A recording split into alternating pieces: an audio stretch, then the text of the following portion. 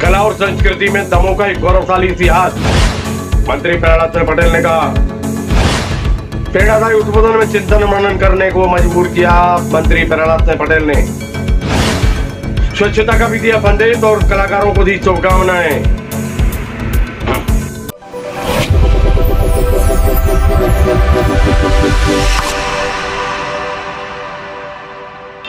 नमस्कार, समाचार विस्तार से। दमोह का इतिहास गौरवशाली इतिहास है। कला और संस्कृति की बात करें या फिर वीरों की भूमि, क्या कुछ नहीं है यहाँ।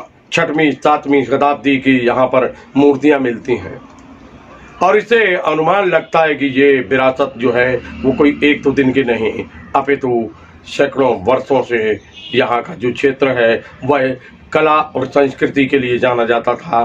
वीरों की भूमि है यह। दमोह सांसद तथा भारत सरकार के केंद्रीय राज्य मंत्री प्रहलाद सिंह पटेल ने अपने प्रेरणादायी उद्बोधन में उपस्थितों को चिंतन मनन करने पर मजबूर कर दिया। वह दमोह में रानी दमयंती पुरातत्व संग्रहालय में आयोजित एक कार्यक्रम में मुख्य अतिथि के रूप में उपस्थित हुए थे।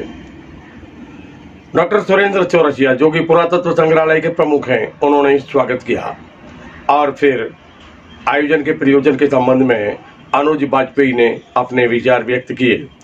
इस अवसर पर वह एक सारे कलाकार उपस्थित थे जो यहाँ प्रशिक्षण ले रहे थे और साथ में कला प्रेमियों की भी उपस्थिति रही। प्रेरणादायी उद्बोधन में प्रहलाद सिंह पटेल ने अनेक बार चिंतन मनन करने के लिए मजबूर कर दिया।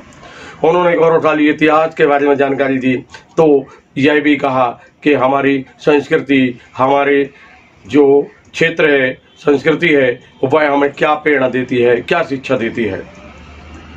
उन्होंने विश्व के में हो रही वर्तमान स्थिति जो है उठापटक है, उस पर भी अपनी बात रखी।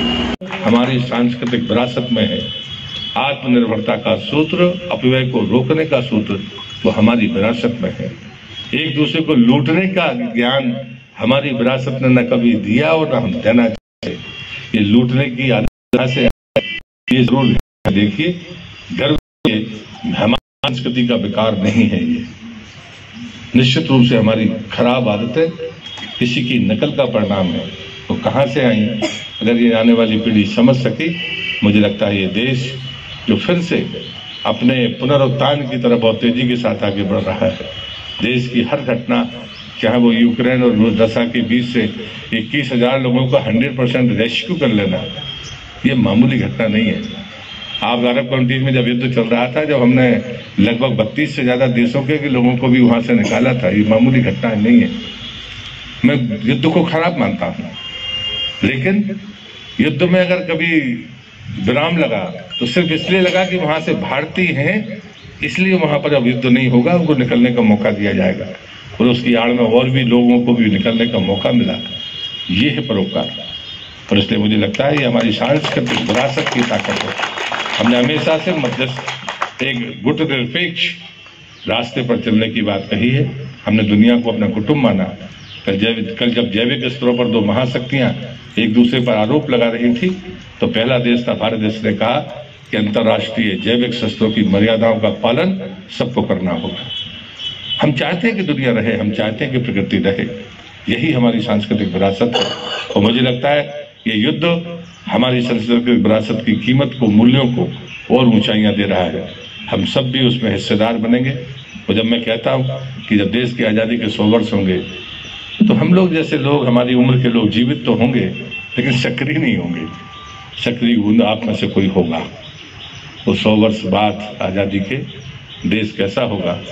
वो भारतीय संस्कृति का आईना होगा, जिसके प्रकाश में पूरी दुनिया ज्ञान अर्जन करेगी, शांति प्राप्त करेगी। इसके वाहक आप बन सकते हैं।